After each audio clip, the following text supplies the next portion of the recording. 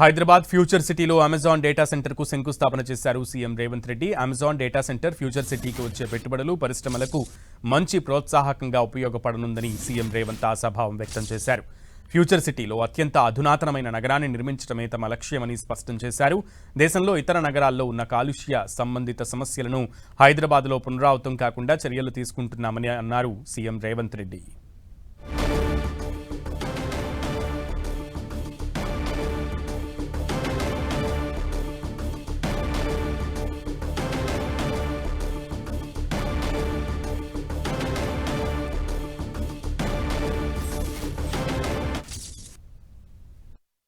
కాలుష్య రహిత నగరంగా తీర్చిదిద్దాలి అంటే నగరంలో ఉన్న పరిశ్రమలను తరలించాల్సిన అవసరం ఉన్నది.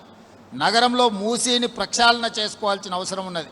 నగరంలో మెట్రో విస్తరణ చేసుకోవాల్సిన అవసరం ఉన్నది.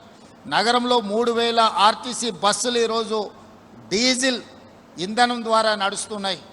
ఈ 3000 ఆర్టీసీ బస్సులను నగరం బయటికి తరలించి 3000 ఆర్టీసీ బస్సులను ఈవీ వెహికల్స్గా మార్చడానికి ఈరోజు రాష్ట్ర ప్రభుత్వం ప్రణాళికలు సిద్ధం చేసింది.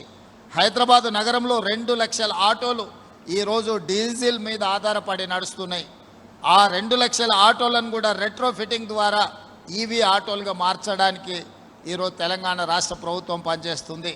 తెలంగాణ రాష్ట్రంలో కాలుష్యాన్ని తగ్గించడానికి రాష్ట్ర ప్రభుత్వం ఆదాయాన్ని కోల్పోయి తెలంగాణ రాష్ట్రంలో ఎవరు ఈవీ వెహికల్ కొనుక్కున్నా జీరో ట్యాక్స్, అసలు వాహనాల రిజిస్ట్రేషన్కి ఎలాంటి పన్నులు లేకుండా జీరో ట్యాక్స్ ఈరోజు ఈవీ వెహికల్స్ కొనుక్కోవడానికి అనుమతించడం. ప్రతి సంవత్సరం 1500 కోట్ల రూపాయలు రాష్ట్ర ప్రభుత్వం ఆదాయాన్ని కోల్పోతుంది. రాష్ట్ర ప్రభుత్వం ఆదాయం కోల్పోయినా హైదరాబాదు నగరాన్ని అంతర్జాతీయ స్థాయిలో నివసించే నగరంగా తీర్చిదిద్దడానికి ప్రభుత్వం ముందుకు వచ్చింది.